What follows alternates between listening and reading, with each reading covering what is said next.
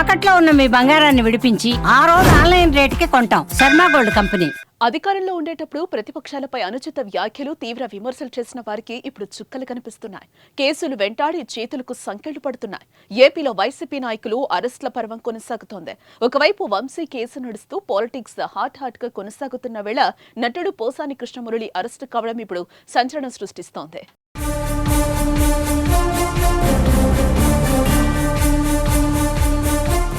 అన్నమయ్య జిల్లా ఓబులవారిపల్లె పోలీసులు హైదరాబాద్లోని రాయదుర్గం పోలీసుల సాయంతో బుధవారం రాత్రి గచ్చిబౌలిలోని పోసానిని ఆయన నివాసంలో అరెస్టు చేశారు. గత ప్రభుత్వ హయాంలో చంద్రబాబు, పవన్ కళ్యాణ్, నారా లోకేష్ తో పాటుగా మరికొందరు నేతలపై, కుటుంబాల్లోని మహిళలపై అసభ్య పదజాలంతో మాట్లాడారనే ఆరోపణలు పోసానిపై ఉన్నాయి. ఈ క్రమంలోనే కూటమి ప్రభుత్వం అధికారంలోకి వచ్చిన తర్వాత పోసానిపై పలు పోలీస్ స్టేషన్లలో ఫిర్యాదు చేయగా వరుసగా కేసులు నమోదయ్యాయి.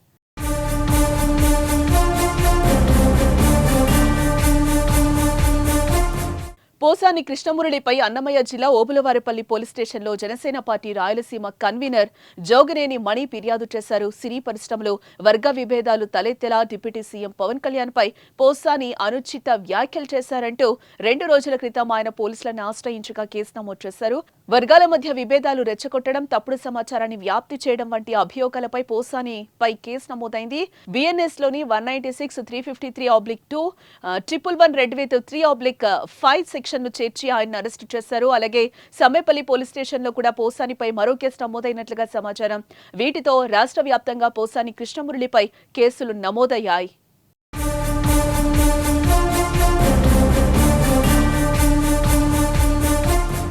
పోసాని అరెస్టు సమయంలో కాసేపు హైడ్రామా నడిచింది. బుధవారం రాత్రి పోసాని ఇంటికి పోలీసులు వెళ్లి అరెస్టు చేస్తున్నామని చెప్పారు. వారితో పోసాని కాసేపు వాగ్వాదానికి దిగారు. మీరెవరో నాకు తెలీదు, నేను మీతో ఎందుకు రావాలి అంటూ ప్రశ్నించారు. నాకు ఆరోగ్యం సరిగా లేదు, ఆసుపత్రిలో ట్రీట్మెంట్ చేయించుకోవాలి, నోటీసులు ఇస్తే కాస్త కోలుకున్న తర్వాత పోలీసులు విచారణకి వస్తాను అన్నారు. మేము చట్ట ప్రకారమే అరెస్టు చేయడానికి వచ్చాం, సహకరించండి అని పోలీసులు కూడా పోసానిని కోరారు. అప్పుడు మీరు మా ఇంట్లోకి ఎలా వస్తారు అని పోసాని ప్రశ్నించారు. మేము అరెస్టు చేయాలంటే ఎక్కడికైనా వస్తామంటూ పోలీసులు చెప్పారు.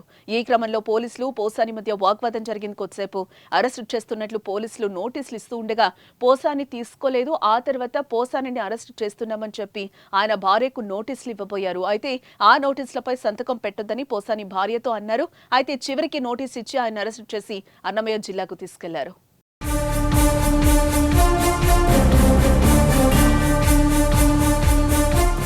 అసలు పోసాని అరెస్ట్ను ఊహించి ఉండరు. గత ప్రభుత్వ హయాంలో ఏపీఎఫ్ టీవీడీసీ చైర్మన్ గా పనిచేసిన ఆయన టీడీపీ అధికారంలోకి వచ్చాక పరిస్థితులు ముందే అంచనా వేసి సైలెంట్ అయిపోయారు. తానిక రాజకీయాలకు దూరంగా ఉంటారని మీడియా సమావేశం ఏర్పాటు చేసి చెప్పారు. కేసులకు భయపడే రాజకీయాల నుంచి తప్పుకున్నట్లు వార్తలు కూడా వచ్చాయి. అయితే రాజకీయాలకు దూరంగా ఉన్నా కూడా పోసానిని కేసులు వదలలేదు. చివరికి అరెస్ట్ అయ్యారు. పోసాని అరెస్టుపై కూటమి ప్రభుత్వం, వైసీపీ మధ్య మాటల యుద్ధం మొదలైంది. మరి ఇంత కులద్వేషం ఎప్పుడు రాలా? ఎందుకు వస్తుంది ఈ గొడవలు ఎక్కువ అంటే because of Chandrababu Naidu. Because of Chandrababu Naidu really I'm telling you. ఎందుకంటే ఒకప్పుడు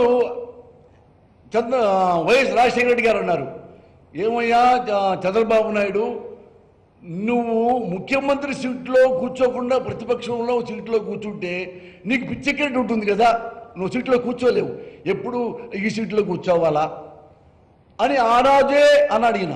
ఎందుకంటే వాళ్ళతో మంచి ఫ్రెండ్స్ కాబట్టి. సేమ్ అదే ఇప్పుడు ఈ 70+ చంద్రబాబు నాయుడు గారు ఎప్పుడైతే ముఖ్యమంత్రి సీట్ దిగాడో ఆయనకి వేరే సీట్లో కూర్చోవాలంటే కంపరంగా ఉంటుంది. ఎవ్రీడే ఎంత ఘోరంగా తిడుతున్నట్టు ఒక ముఖ్యమంత్రిని.